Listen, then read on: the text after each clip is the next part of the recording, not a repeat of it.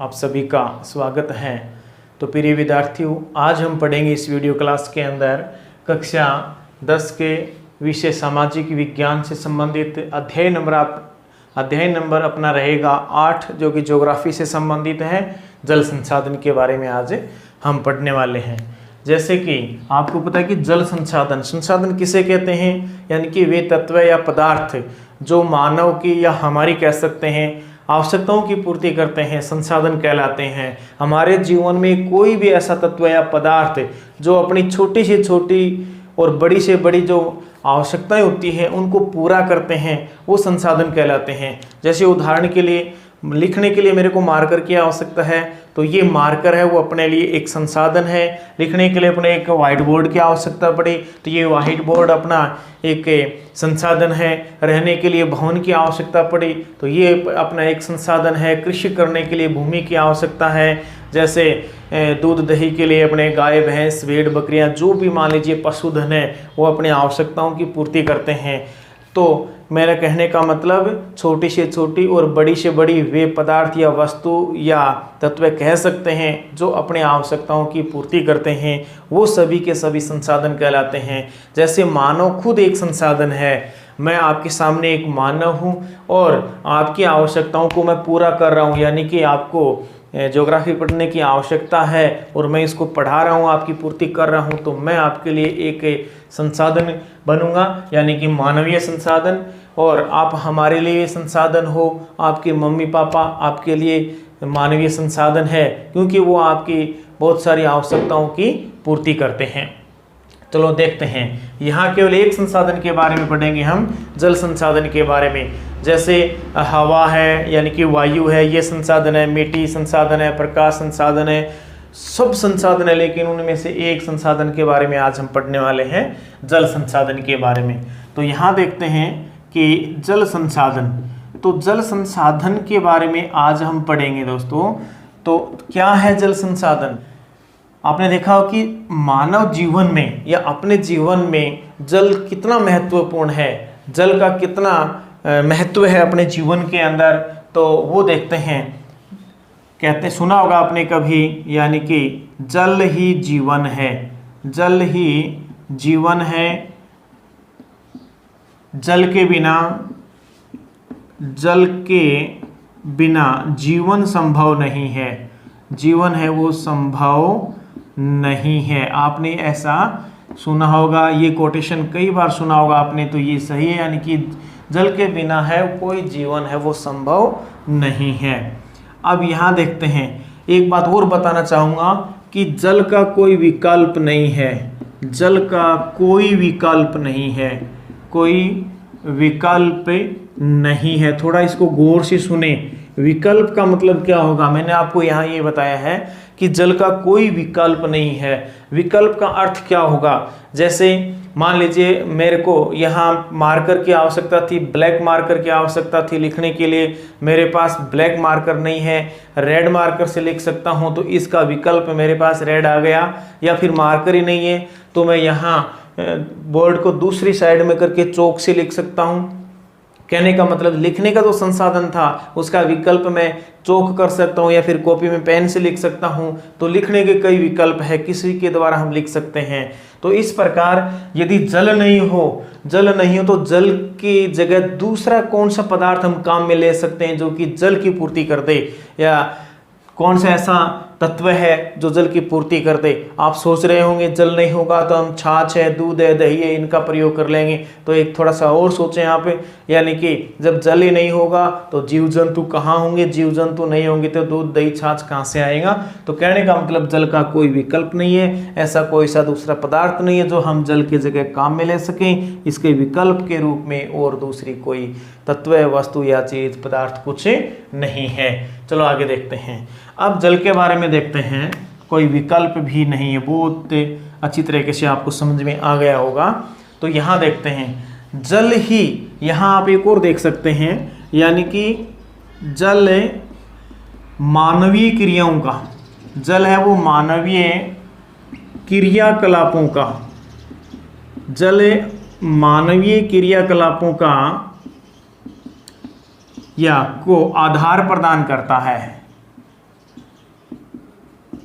इस लाइन को थोड़ा गौर से देखें, यहाँ पे बहुत ही महत्वपूर्ण है, समझ में आए तो बहुत अच्छी बात है। यहाँ देखिए, जल मानवीय क्रियाकलापों को आधार प्रदान करता है। कहने का मतलब जो भी क्रियाकलाप हम अपने जीवन में कर रहे हैं इस धरातल के ऊपर, जैसे मैं क्रियाकलाप कर रहा हूँ पढ़ाने का, आप कर रहे हो पढ़ने का, कोई अलग अलग लोग अपने अपने अलग अलग व्यवसाय होते हैं, वो उनके क्रियाकलाप होते हैं। तो आप देखें कि इन क्रियाकलापों का जो आधार है वो जल पे टिका हो। जल नहीं होता तो किसी भी प्रकार की कोई क्रियाकलाप या काम को नहीं होता। यहाँ देखेंगे कि प्राचीन काल में जो मानवीय सभ्यताएं जो पनपी थी, आप ये कहें मानवीय सभ्यताएं जो पनपी थी वो नदी घाटियों के आसपास पनपी या नदी घाटियों के सहारे पनपी। जैसे सिंधु घाटी सभ्यता, जैसे नील नदी घाटी सभ्यता है, या चाइना के अहवांग हो या टिशिक्यांग जो नदियां हैं उसके पास उनकी सभ्यता जो पनपी थी। तो ये जो पहले मानवीय जो सभ्यताएं पनपी थी प्राचीन काल में, वो सारी की सारी कोई नदी घाटियों के आसपास पनपी थी। कहने का मतलब ये है कि पहली बार मानव का जो बसाव बना था, पहली बार जो मानव बसे थे वो कहाँ बसे थे।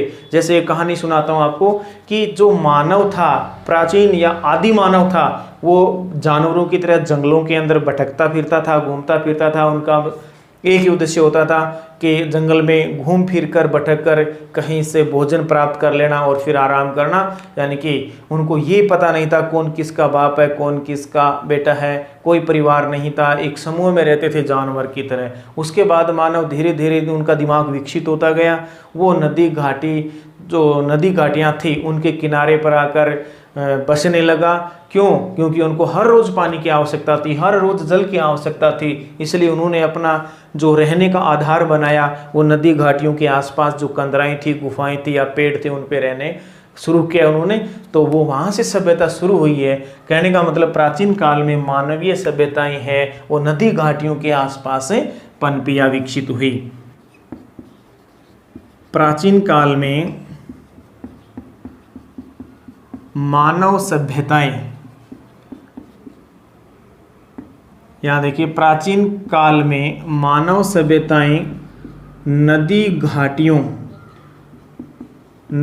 घाटियों के आसपास, उसके आसपास पनपी या विकसित हुई।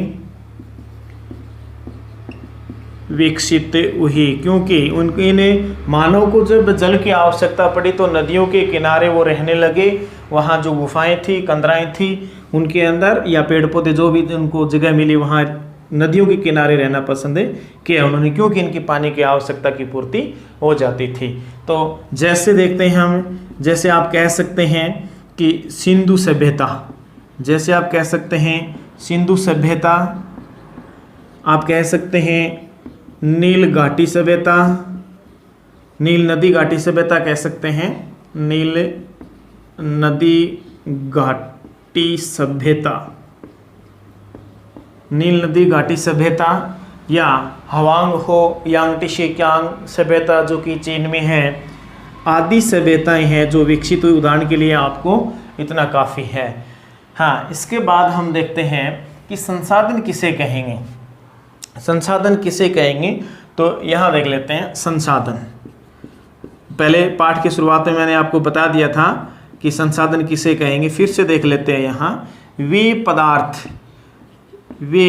पदार्थ या आप तत्व या वस्तु कह सकते हैं, वे पदार्थ या तत्व जो मानव की या फिर हमारी कह सकते हैं, जो हमारी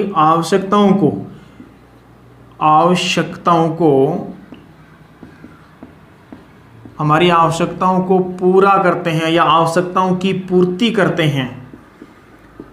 करते हैं, संसाधन कहलाते हैं,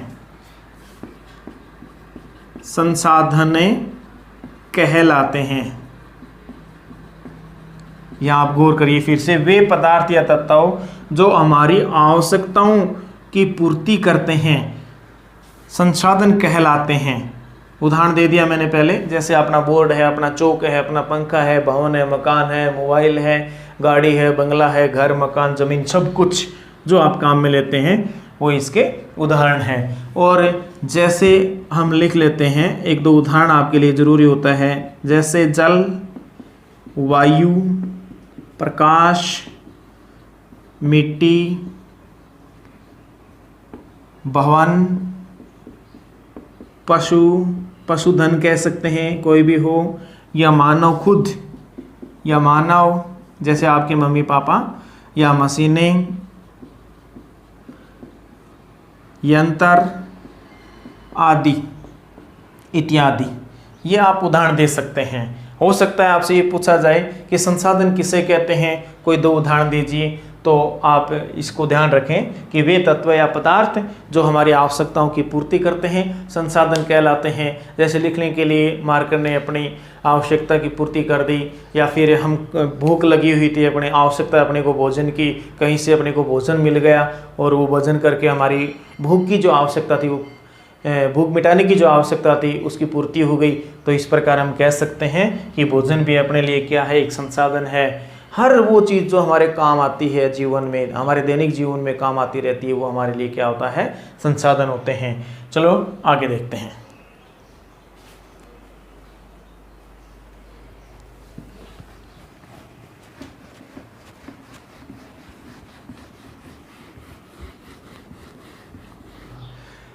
अब देखते हैं जल संसाधन। इतने उदाहरण बताए थे मैंने, उनमें से एक यानी कि पहला जो उदाहरण था अपना जल संसाधन, उसके बारे में पढ़ते हैं। तो दोस्तों जल संसाधन वो भी हम पढ़ेंगे भारत के संदर्भ में।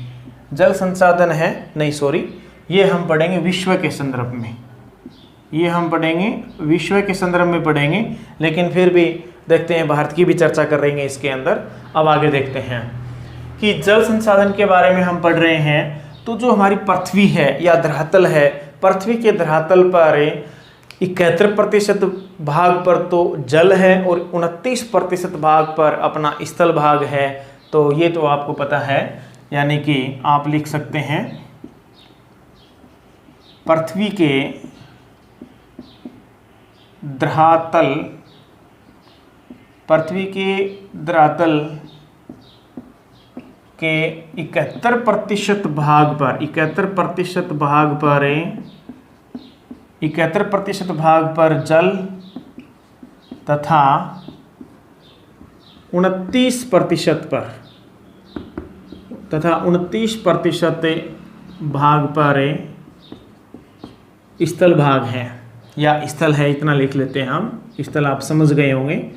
स्थल का मतलब जमीनी भाग जो द्वीप और महाद्वीपों में है, और जल भाग का मतलब जो जल फैला हुआ है, जैसे महासागर है, खाड़ियाँ हैं, सागर है आदि। तो इसके बाद एक तथ्य और देख लेते हैं कि ये जो जितना जल है, यहाँ जो हम जल देखते हैं, इस जल का 97% जल है वो महासागरों में पाया जाता है, जो कि अलवणीय जल के रूप में पाया जाता है, खारे पानी के रूप में पाया जाता है, और मात्र 3% जल ही ताज़ा जल या मीठा जल कह सकते हैं। तो देखते हैं धरातल पर कुल जल के, धरातल पर कुल जल भाग का 97% भाग खारा या फिर लवणीय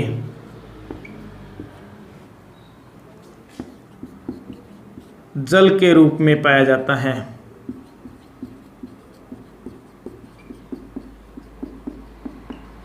कहने का मतलब जितना जल है उसका 97% भाग तो खारा या लवणीय जल के रूप में महासागरों में, सागरों में या खाड़ियों में पाया जाता है। तो यहाँ देखिए 97% मिला, तो अब मीठा जल कितना रहा, तथा शेष 3% जल जिसको आप मीठा बोल सकते हैं या फिर ताज़ा जल बोल सकते हैं, ताज़ा जल के रूप में, ताज़ा जल के रूप में है। फिर से देखते हैं, यानी कि जो जल है महासागरों के या धरातल के ऊपर जितना सारा जल है उसमें 97% जल है वो मानवीय उपयोगी नहीं है, मानव के काम का नहीं है। 97% भाग जल है वो खारा या फिर लवणीय कह सकते हैं। मात्र 3% जल ही मीठा या ताजा जल के रूप में है जो मानव उपयोगी है। लेकिन ये 3% जल ही मानव पूरा काम में नहीं ले सकता। अब देखते हैं इस 3% के कुछ हिस्सा कर लेते हैं। जैसे ये 3% है तो इस 3% जो ताजा जल है, मीठा जल है, उसका देख लेते हैं। यहां देखिए 3% ताजा जल कहें या मीठा जल कहें, 3% ताजा जल का 3% ताजा जल का 69% भाग हिमटोप का मतलब ऊंची ऊंची जो पर्वत श्रृंखलाएं हैं उनके ऊपर जमा पड़ा बर्फ के रूप में, या फिर हिमनद जिसको आप जानते हैं ग्लेशियर के नाम से। ये ग्लेशियर जो जमे पड़े उत्तरी ध्रुव और दक्षिणी ध्रुवों पर, हिमटोप हिमनद में बर्फ के रूप में जमे पड़े हैं, में बर्फ के रूप में जमे हैं। क्या इन 5 को काम ले सकता है मानव? अभी नहीं। और देखते हैं 30% भाग भूमिगत जल के रूप में है, भूमिगत जल के रूप में है। कहाँ? जमीन के अंदर, भूमि के अंदर 30%। कितना बचा? देखिए जो ताजा जल है, जो ताजा या मीठा जल है, उसका 69% भाग तो हो गया बर्फ के रूप में, और यहाँ हो गया 30% हो गया अपने भूमिगत जल के रूप में। तो आप जोड़ सकते हैं 69 और 30 कितने हो गए? 99 हो गए। शेष कितना बचा? तो आप लिख सकते हैं शेष 1% जल, शेष 1% जल, शेष 1% जल जो बचता है ना, वो शेष 1% जल मानव उपयोग में लिया जाता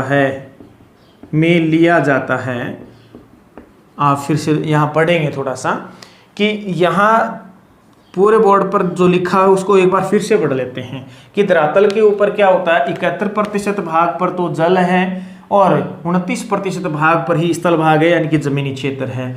और इस 71% जल का देखते हैं, इस 71% जल का 97% जल तो खारा है और मात्र 3% जल है वो मीठे जल के रूप में पाया जाता है। अब 71 को छोड़िए, आप 3% को ले लीजिए। अब इस 3% का जितना मीठा जल है, जितना ताजा जल है, उसका 69% भाग तो बर्फ के रूप में हिमटोप और हिमनदों के अंदर जमा पड़ा है, और उसका 30% भाग भूमिगत यानी कि भूमि के अंदर है, नीचे जमीन में सूखा हुआ है। मात्र बचा 1%, 99 हो गए।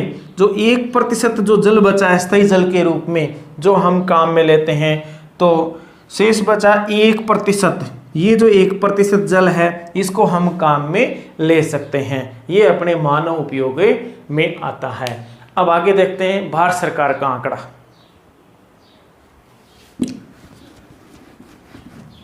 अब देखते हैं भारत सरकार के जल संसाधन मंत्रालय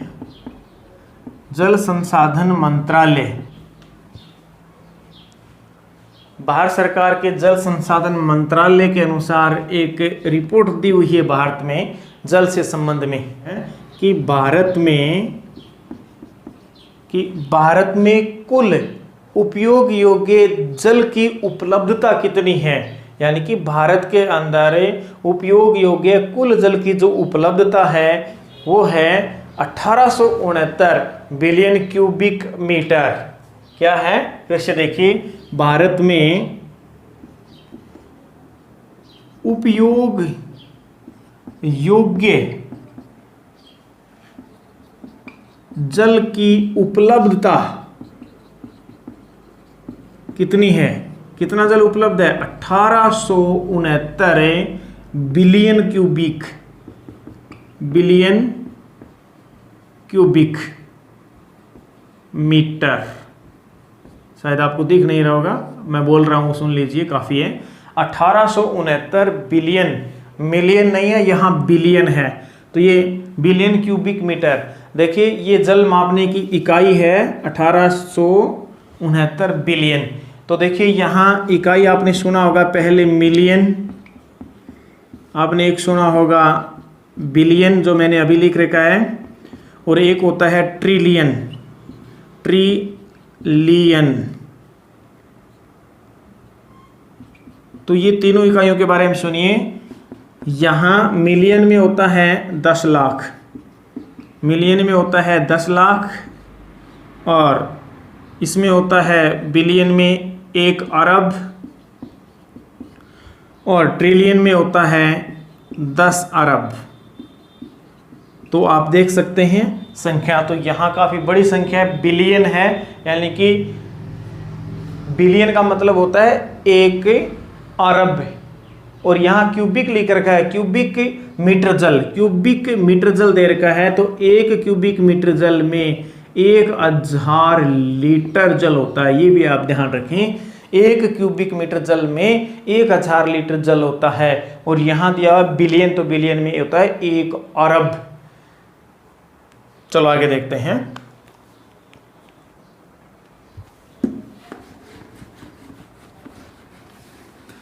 हाँ, ये भारत में जल क्या है, उपयोग योग्य जल की उपलब्धता है। तो अब हम देखेंगे यानी उपयोग के लिए भारत में उपयोग में लिए जाने वाला जल कितना है। तो यहाँ लिखेंगे हमें भारत में उपयोग में लिया जाने वाला जल, कितना जल है भारत के अंदर, देखते हैं। तो आप यहाँ कह सकते हैं कि 1123 बिलियन क्यूबिक मीटर, इतने जल को काम में लेते हैं। तो यहां देखेंगे अब आगे कि ये जो काम में लिया जा रहा है, इस जल का कहाँ कितना यूज में लिया जाता है। तो इसका होता है सतही जल के रूप में, एक तो होता है सतही जल और एक होता है भूमिगत जल। तो स्थायी जल और भूमिगत जल जो ये काम में लिया जा रहा है, उसका आप देख सकते हैं कि 690 बिलियन क्यूबिक मीटर जल है, वो तो होता है अपना स्थायी जल से, और 433 बिलियन क्यूबिक मीटर जल है, वो आता है अपना भूमिगत जल से। तो ये आप जोड़ के देख सकते हैं, यदि उतना हो जाता है तो सही है, इतना जल है तो कहाँ से कितना जल, स्थायी जल के रूप में तो इतना जल उपयोग योग्य है, और भूमिगत जल में 433 बिलियन क्यूबिक जल है, वो उपयोग में हम लेते हैं। इसके बाद कुछ आंकड़े और देख लेते हैं हम, यानी कि सन 2000 में भारत में जल की आवश्यकता कितनी थी, और सन 2025 में भारत में जल की आवश्यकता कितनी होने वाली है। तो इसमें आप थोड़ा सा गौर करके देखेंगे। फिर से देखिए, छोटे क्वेश्चन आपसे पूछे जा सकते हैं कि सन 2000 में कितने जल की आवश्यकता थी अपने भारत में, तो वो थी 634 बिलियन क्यूबिक मीटर जल की। अब आगे है कि 2025 में भारत में जल की कितनी आवश्यकता होगी, तो आप कह सकते हैं कि 2025 में भारत में जल की आवश्यकता होगी 1023 बिलियन क्यूबिक मीटर जल की। तो ये आंकड़ा दिया हुआ है अपना भारत सरकार के जल संसाधन मंत्रालय के द्वारा, वही मैं आपको बता रहा हूँ। यहाँ देखिए सन 2000 में भारत में जल की आवश्यकता, भारत में जल की आवश्यकता कितनी आवश्यकता है, और फिर देखते हैं सन 2025 में ये कितनी आवश्यकता होने वाली है। भारत में जल की आवश्यकता होगी कब, यानी कि 25 में, अभी तो 20 चल रहा है, 25 में कितने जल की आवश्यकता होगी ये देखना आपको। चलो देखते हैं, यहाँ देखते हैं कि 2000 में तो थी ये कितना 634 बिलियन क्यूबिक मीटर, तो यहाँ आप ये लिखना नहीं बोलें बिलियन क्यूबिक मीटर जल की आवश्यकता। और 25 में कितनी हो जाएगी, ये हो जाएगी 1023 बिलियन क्यूबिक मीटर। आप इनको देख सकते हैं, ये आंकड़े छोटे आंकड़े हैं, लेकिन आपकी परीक्षा में ये कभी भी पूछे जा सकते हैं, आधा नंबर का क्वेश्चन पूछा जा सकता है। तो दोस्तों यहाँ हमने देख लिया भारत सरकार के जल संसाधन मंत्रालय द्वारा दी गई कुछ आंकड़े हैं या रिपोर्ट है, उसके बारे में देखा। अब हम यहाँ देखेंगे कि जल प्रबंधन क्या है, तो जल प्रबंधन के बारे में देखते हैं। अब देखते हैं जल प्रबंधन।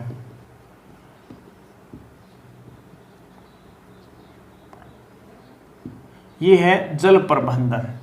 तो जल प्रबंधन के बारे में देखते हैं हम, यानी कि जल प्रबंधन से क्या आशय है। तो आप देखते होंगे कि वर्तमान में जो वर्षा काल चल रहा है, मानसून काल चल रहा है, तो इस मानसून काल में बहुत ज़्यादा वर्षात होती है। जो वर्षा से हमें जो जल प्राप्त होता है वो ताज़ा जल होता है, वो मीठा जल होता है और ये अपने मानव उपयोग योग्य होता है। लेकिन आप देखते हैं कि वर्तमान में पश्चिम बंगाल है, असम है, बिहार है, यहाँ बाढ़ के हालात बने हुए हैं। तो जो मीठा जल है, ताज़ा जल है, वो व्यर्थ बहता हुआ बर्बाद हो रहा है, या फिर ये कह सकते हैं कि नदियों से ये किसी महासागर खाड़ी में मिल जाता है, सागर में मिल जाता है, तो खारे पानी मिल जाता है, फिर वो हमारे काम का नहीं रहता। इस प्रकार जो मीठा जल है, इसके वितरण, इसके विकास, इसकी सुव्यवस्थित करना, इसको और फिर काम में लेना ही क्या है, अपना जल प्रबंधन कहलाता है। तो जल प्रबंधन में हम देखते हैं क्या होता है। यहाँ देखते हैं कि जल प्रबंधन में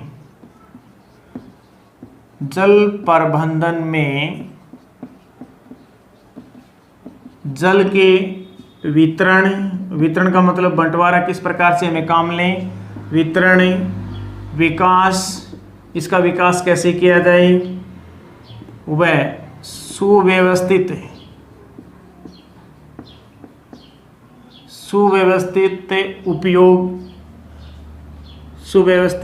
उपयोग करने के लिए, सुव्यवस्थित रूप से उपयोग करने के लिए जो अनेक प्रकार की तकनीक व योजनाएं